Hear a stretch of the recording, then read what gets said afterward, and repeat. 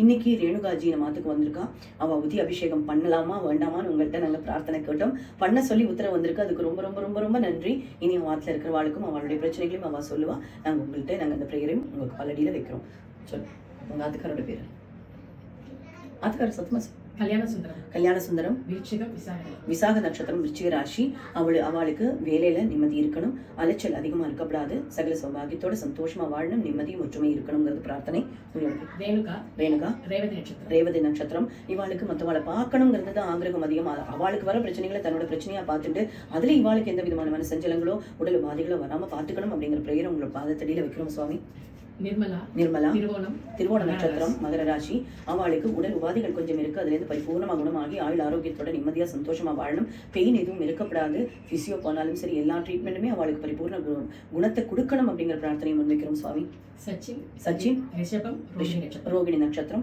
அவளோட பேரு ஸ்ரீவர்ஷினி மகரம் திருவோண நட்சத்திரம். சுவாமி இவா 2 பேருக்கும் சீக்கிரமா ஒரு குழந்தை பாக்கியம் வேணும். அழகான அருமையான புத்திசாலித்தனமான குழந்தையா இருக்கணும். குடும்பத்திற்கு அனுசரிச்சு போகணும்னா படிக்கணும். ஆயுள் ஆரோக்கியத்தோட சந்தோஷமா வாழ்றதுக்கு உண்டான பாக்கியத்தை கொடுக்கணும். அதே மாதிரி அவருக்கு நல்ல வேலை வாய்ப்பு, நல்ல ஸ்டேபிளான ஒரு வேலை கிடைக்கணும். அவருடைய தகுதிக்கு தகுந்த மாதிரியான வேலையா இருக்கணும் அப்படிங்கிறது அவளுடைய பிரார்த்தனை சுவாமி.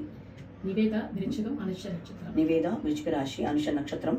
பிரார்த்தனை சீக்கிரமா அந்த பொண்ணுக்கு ஒரு வரன் அமையணும் சுவாமி. அழகான அருமையான குடும்பத்திற்கு ஏற்ற மாதிரியான நல்ல வரன் அமையணும். அதுல எந்த விதமான பொறுமையா நாங்க தேடினா கூட பொறுமையா கிடைச்சா கூட பரவாயில்ல, நல்ல பையனா கிடைக்கணும் அப்படிங்கிறது தான் அவன் அம்மா அப்பாவோட பிரார்த்தனை சுவாமி. உங்களுடைய பாதத்தடியில் அதையும் வைக்கிறோம். சாந்தி அவிட்ட நட்சத்திரம் கும்பராசி.